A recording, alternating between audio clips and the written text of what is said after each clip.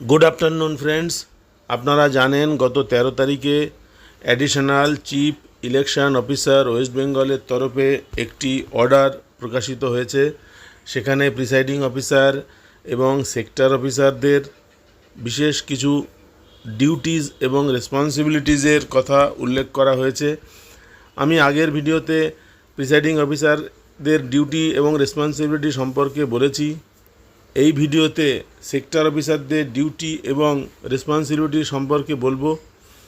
অর্ডারটা আপনারা দেখতে পাচ্ছেন 13 তারিখে প্রকাশিত additional chief election officer West বেঙ্গলের তরফে, এবং এর সাবজেক্ট হলো instruction regarding duties of presiding officer or AVPB polling party and the sector officer in connection with the general election to West Bengal legislative assembly 2026, এবং এই অর্ডারটা সংশ্লিষ্ট সকলকে পোল এর 5 দিন আগের মধ্যে পাঠিয়ে দেওয়ার কথা বলা হয়েছে।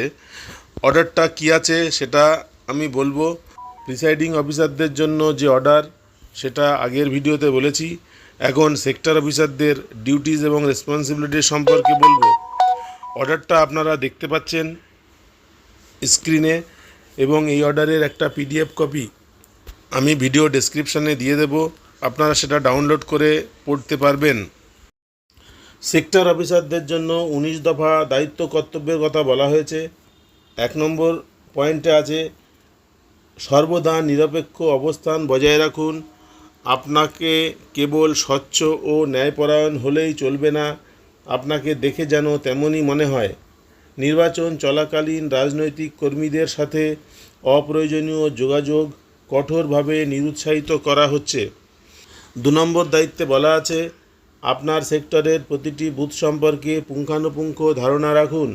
পোলিং স্টেশনটি যে স্কুলে বা সম্পত্তির ওপর অবস্থিত তার প্রধান শিক্ষক বা নিয়ন্ত্রককে ভোটের অন্তত 7 দিন আগে বুথ রিকুইজিশন লেটার বা অধিযাচনপত্র প্রদান নিশ্চিত করুন।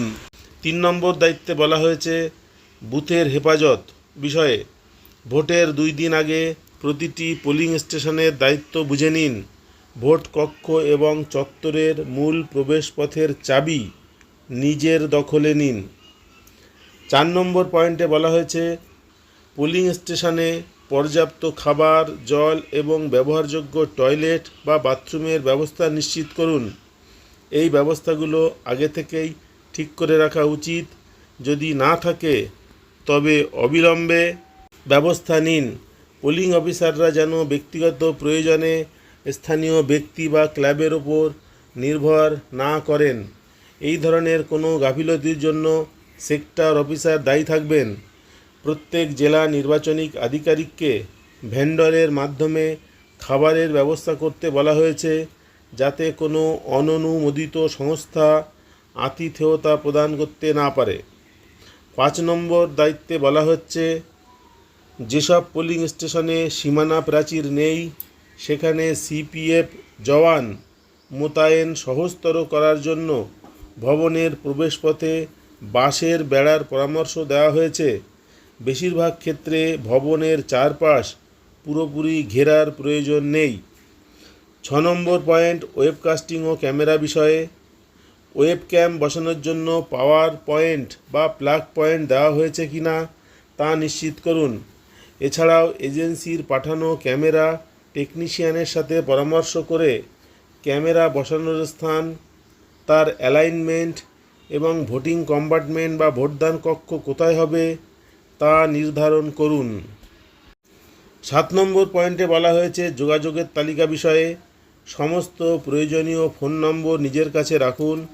আপনার অধীনে থাকা প্রিসাইডিং অফিসারগণ, রিটার্নিং অফিসার, অবজারভার বা পর্যবেক্ষকগণ, আরও এবং DEOর কন্ট্রোল রুম, সংশ্লিষ্ট CPF-এর কোম্পানি কমান্ডার এবং কুইক রেসপন্স টিমের নম্বর রাখতে বলা হয়েছে।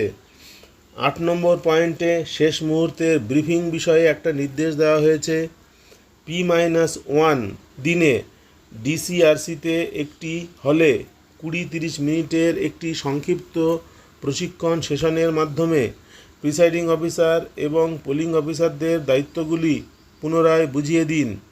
ব্রিফিং শেষে তাদের পয়েন্ট তালিকা দেওয়া যেতে পারে এবং তারা সমস্ত নির্দেশাবলী অনুসরণ করছেন এই মর্মে একটি ডিক্লারেশন বা ঘোষণাপত্রে স্বাক্ষর করিয়ে নিন। 9 নম্বর পয়েন্টটি যাতায়াত বিষয়ে। ডিস্ট্রিবিউশন সেন্টার থেকে প্রতিটি পোলিং পার্টিকে সঙ্গে নিয়ে যান এবং তাদের নিরাপদে পৌঁছানো নিশ্চিত করুন। ভোট শেষে তাদের নিরাপদ প্রত্যাবর্তনও নিশ্চিত করুন। 10 নম্বর পয়েন্টে বলা হয়েছে প্রতিটি পোলিং পার্টিকে সময়মতো খাবার ও জল পৌঁছে দেওয়ার দায়িত্ব সেক্টর অফিসারের। আপনার ব্যর্থতার কারণে কোনো পার্টি স্থানীয় সাহায্য নিতে বাধ্য হলে কর্তব্য গাফিলতির জন্য আপনাকে দায়বদ্ধ করা হবে।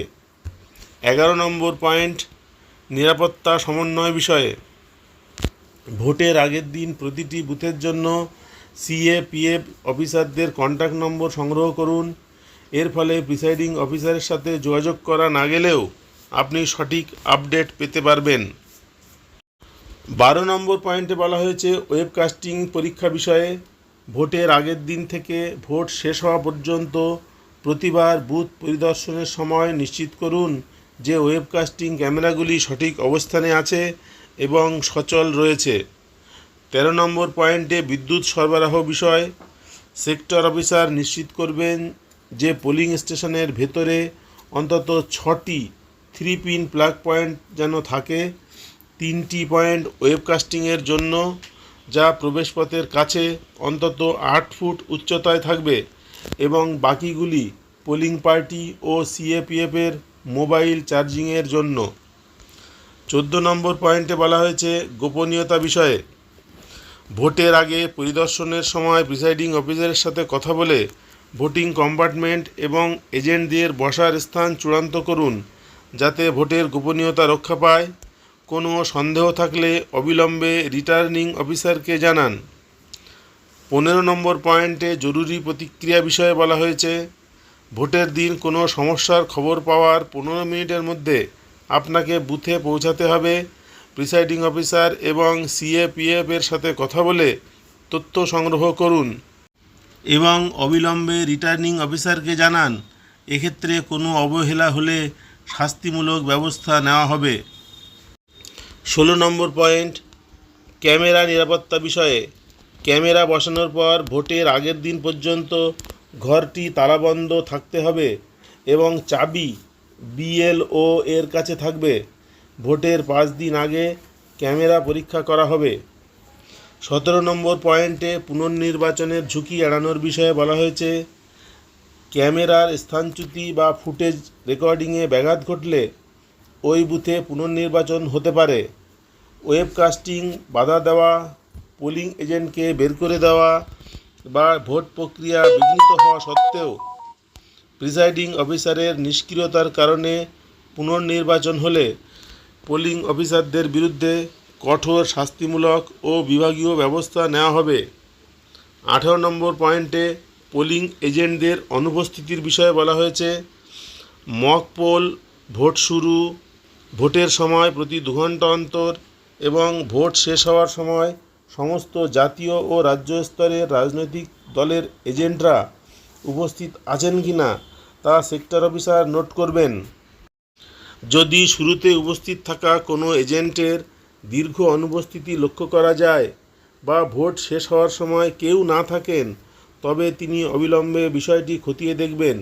প্রিসাইডিং অফিসার এবং সিএপিএফ ইনচার্জের কাছ থেকে একটি ঘোষণাপত্র নেবেন যে কোনো ভয়ভীতি বা হুমকি দিয়ে ওই এজেন্টকে সরানো হয়নি। বিষয়টি রিটার্নিং অফিসারের মাধ্যমে সংশ্লিষ্ট প্রার্থীকেও দ্রুত জানাতে হবে। 19 নম্বর পয়েন্টে বলা হয়েছে ভোট শেষে যখন পোলিং পার্টি ইভিএম এবং নথিপত্র গোছাবে তখন আপনার টিমের সাথে থাকা ক্যামেরা টেকনিশিয়ান ক্যামেরাটি খুলে নেবেন। তিনি একটি খামে পোলিং স্টেশনের নাম ও নম্বর লিখে মাইক্রো এসডি চিপটি রিটার্নিং অফিসারের কাছে জমা দেবেন। এই হচ্ছে সেক্টর অফিসারের দায়িত্ব এবং কর্তব্য বিষয়ে নির্দেশিকা। এখানে প্রিজাইডিং অফিসারদের জন্য কিছু নির্দেশিকা আছে, সেগুলো প্রিজাইডিং অফিসাররাও ভালো করে নোট করে রাখবেন। আজকের ভিডিও এখানেই শেষ করছি। পরের ভিডিওতে অন্য কোনো বিষয় নিয়ে আলোচনা করব। ভিডিও দেখবার জন্য সকলকে ধন্যবাদ। নমস্কার।